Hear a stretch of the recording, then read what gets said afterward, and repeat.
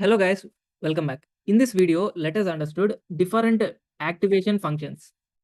And what is the common use case of those activation functions and how to use those activation functions as well, in which layer we use those activation functions. Those all concepts we'll understood in this video. If you see in this input layer, actually in a neural network, in this input layer, we just focus on input shape. We do not majorly consider about this activation layer. Then where do we use this activation layer? Majorly we use in hidden layer as well as output layer, because these two layers are active layers where here actually task will be performed. So that's why in these two layers we need to provide activation layer. Now let's see what are the common activation functions that we use in this hidden layer.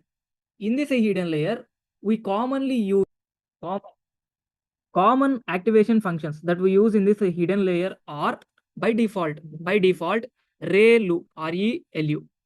This activation function, that is the full form of this is rectified linear unit. So it's the default choice of for hidden layer. It's the default choice for hidden layers. If we not choose any activation function, then this rectified linear unit will be considered as a default choice. So what does it will do, sir? It will introduce us the non-linearity, that is your output. Your output will be in between 0 to x. So in specific, if you say your output will be max in between 0 to x, that is if you provide a negative input, then this will consider the value as a 0. If you provide a positive input, then it will take the output as the same thing. It will remove all the negative points and consider it as 0, whereas all positive points will be considered as normally in this ReLU, that is rectified linear unit. To make it more understandable, you can observe this graph. In this graph, actually, if you observe, so how the linear plot look like? This is the linear plot. For f of x, x will be the output. Whereas we are converting the given input into this ReLU format. That is, for every negative input, what we are doing, we are taking 0 as the output value, whereas for all positive values, we are considering the same value as the output. If if input is less than 0, then we're considering the value as 0. If input is greater than 0, we're considering the same value as the output. Then this will be the graph. That is, if any point less than 0, then it will be considering like this 0. It will be considering. So that's why linear means straight line. This is not linear because it's not a straight. Here there is a non-linearity introduced. From here till here, it's a straight line. From here till here, it's another more straight line. The whole thing is not a single straight line. You can see this is a single straight line. Here, non-linearity is introduced in this ReLU. This is the default choice for hidden layers. You know already how to create this ReLU activation function. Just for activation, you need to provide the activation function name as ReLU. That's it. Whereas the second one, that is, if you want your data must be classified in between 1 and -1, then you can use this Tanh. You can use this Tanh for data centered around 0. I'll also show you the plot as well. You can see this is the Tanh plot. This is how it will look like. This represents -1. This represents +1. If you observe it, then its function will be this. That is, look, it will be like 2 by 1 plus e power minus 2x. So this is how the tan hx function will look like. And this is the graph. Your input may be either -1 or +1. When do you actually implement this? If you are expecting your output that is in between less than or equals to 1 to -1, right? Yes. So -1 to 1, if you are expecting your output will be, then you will implement this. So in order to implement this, how the hidden layer? So it's also the same, like layers dot dense of, you need to provide here number of neurons, and here you need to provide your activation function. That activation function will be small case, that is tan h. So that's it. In this way, you can able to represent this tan H layer. And one more useful layer is one more useful hidden layer, that is leaky ReLU. So when do we use it, sir?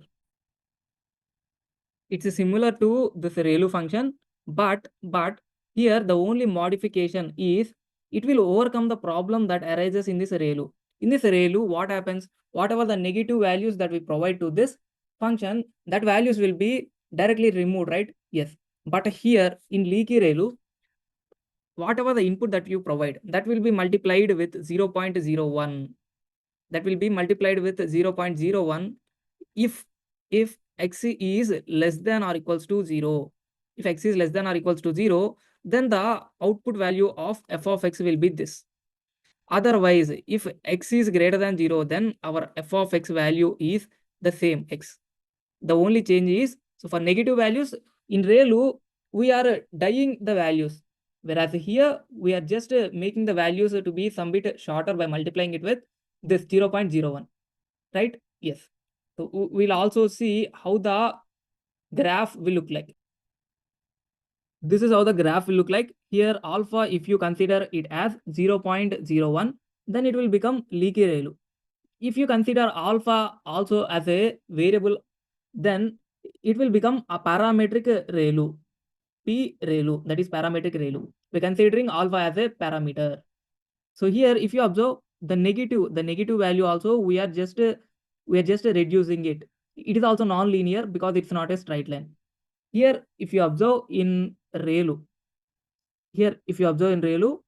all the negative points we are considering with a 0, whereas positive values of input, we are considering the same value. Whereas here, we are just reducing a bit. That is, we are overcoming the diminishing or dying of these values by just multiplying it with some constant. For leaky ReLU, we need to consider it as 0.01. Why this leaky ReLU is introduced? This is introduced because to prevent dying issue in ReLU. So while using the ReLU, we are facing this dying issue. So in order to prevent it, this leaky ReLU was introduced with alpha value as 0.01. Now let us see how to create this. So it's also same layers dot dense of, so how many neurons you want to provide, that you need to provide, and activation function that you need to provide. Here, the activation function will be different. That is, here you need to provide the activation function by using layers dot, it's not a dense layer, it's not a feed forward layer, it's a leaky ReLU. Leaky rectified linear unit with some alpha value. What is the alpha value? The alpha value will be 0.01. By using a dense layer as well, we can define. So there are multiple ways. So let's define it by using a dense layer. So it's similar to the above, leaky underscore ReLU. So like this, you can define this leaky ReLU. That is leaky rectified linear unit. So not only in this way you can define your neural network, you can even build your neural network or define your neural network after defining your model by just writing model.add command, and here you can provide the layers that you want to add. That is a layers dot dense of, let's say I want to add one more. Let's say I haven't provided this output layer here. I want to add this layer after defining this model. Then you can write here.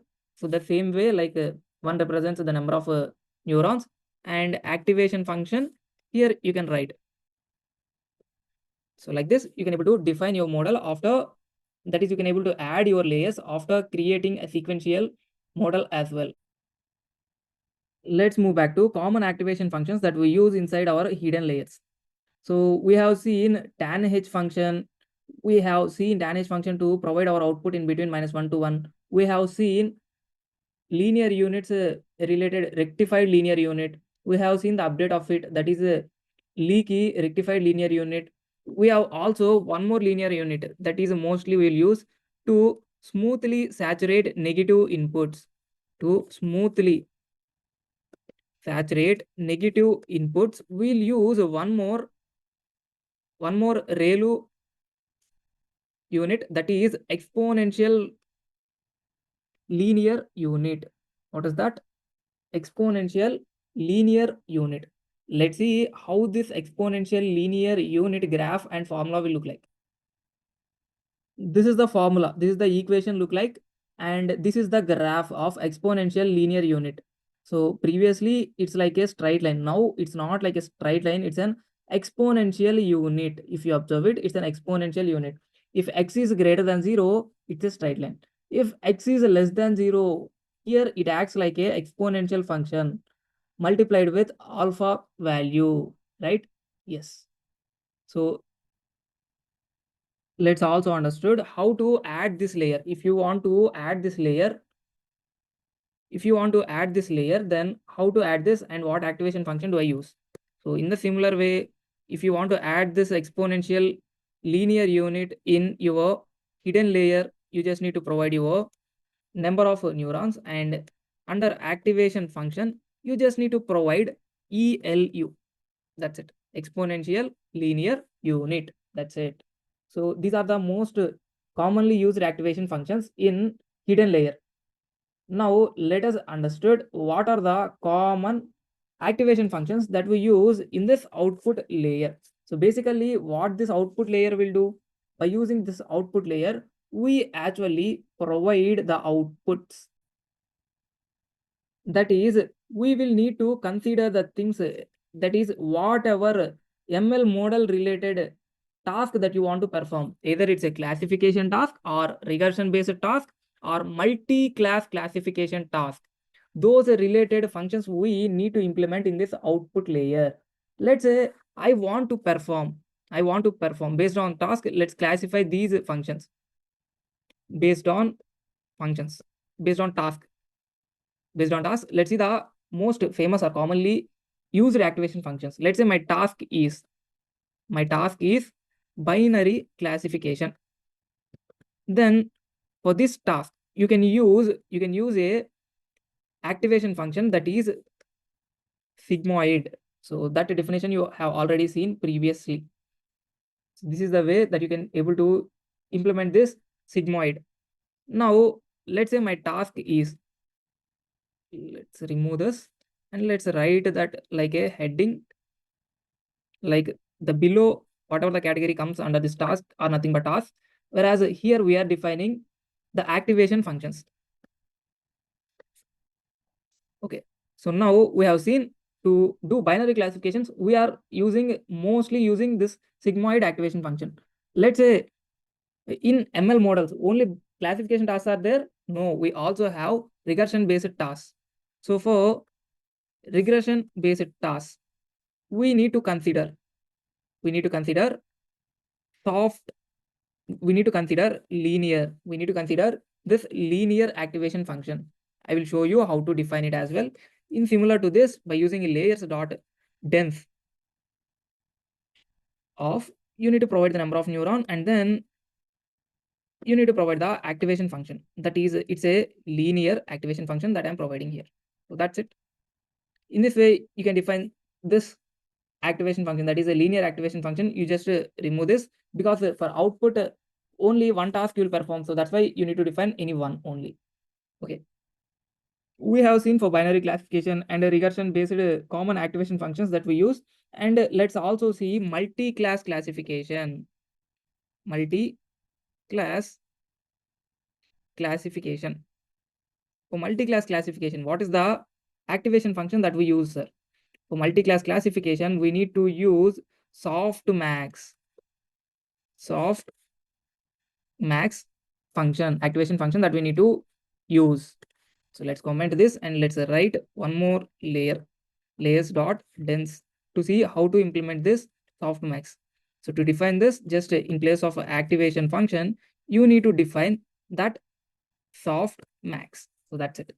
In this way, you can able to implement this. So when do we use this? I will tell you a real-time use case. If you are implementing any sentence searching inside a paragraph, by using sentence transformers.